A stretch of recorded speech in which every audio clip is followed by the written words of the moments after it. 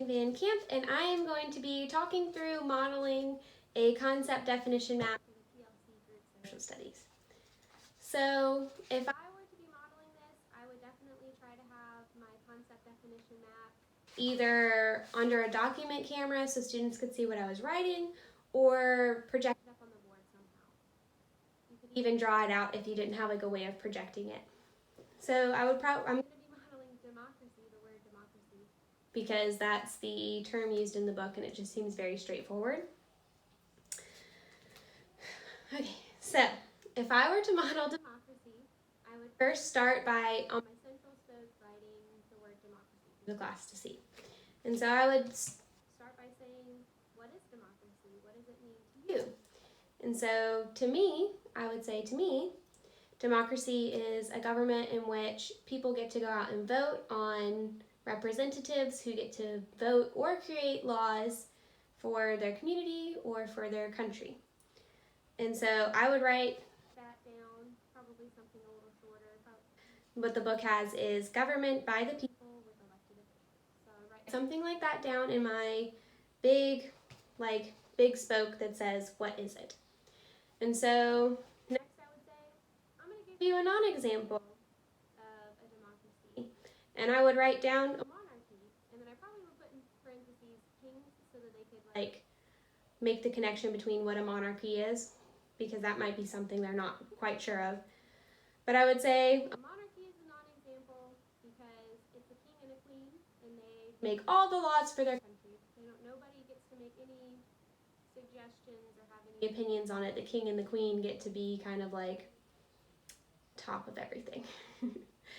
And so then I would say, I'm going to write down a characteristic of democracy, something that democracy typically has in it. So the book gives the example of equality before law. So I would write equality before law under the characteristics. And then I would say, I'm going to talk about some examples of countries that have democracy. One of the best examples is our own country. We have democracy in the United States. So I would write United States in our what are some examples boxes of democracy. And so then I would take a pause and I would look around and I would say, is everybody following kind of what we're doing right now? Do you understand kind of what this concept definition map is? We're trying to kind of come up with ways to describe democracy. Does everybody follow? And so I would ask for them to give a thumbs up if they're doing good, or a thumbs down if they're not really quite sure. And then I would say, so now we're going to move on to the next part where I want you to add on to what is it, the definition where it says what is it. And I also want you to add one characteristic, one non-example, and one example of a country that does have democracy. So I want you all to just come up with one thing for each of the boxes. And I'm going to give you 5 minutes. And so I would give them 5 minutes to kind of brainstorm and add on to all of those things. And if it seemed like everybody was kind of finishing up before 5 minutes, I would double check and say, like, are we all good? Can we start talking about it? And if we have some that are still kind of need more time, I'll give them more time. And so once the time is up, I would say, could somebody raise their hand and give me an example of a non-example of democracy? So what democracy isn't? And so I would be hoping somebody would say something like a dictatorship or an oligarchy are the examples listed in the book of non-examples. Something along those lines that makes logical sense. That's accurate. And then I would say, can somebody give me a characteristic? And I'm hoping they're going to say something like universal suffrage, which means everybody gets to vote. Or the book also gives the example of education for all. So I would be hoping that they would come up with a logical, accurate characteristic. And then I would say, could anybody volunteer and give me an example of a country that has it? And so I'm hoping they're going to say something like Canada or the UK or other places that have democracy.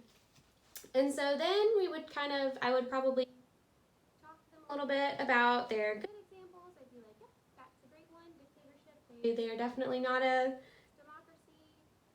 And education for all is definitely an answer you could use for a democracy, and Germany's a good answer for what is an example of it.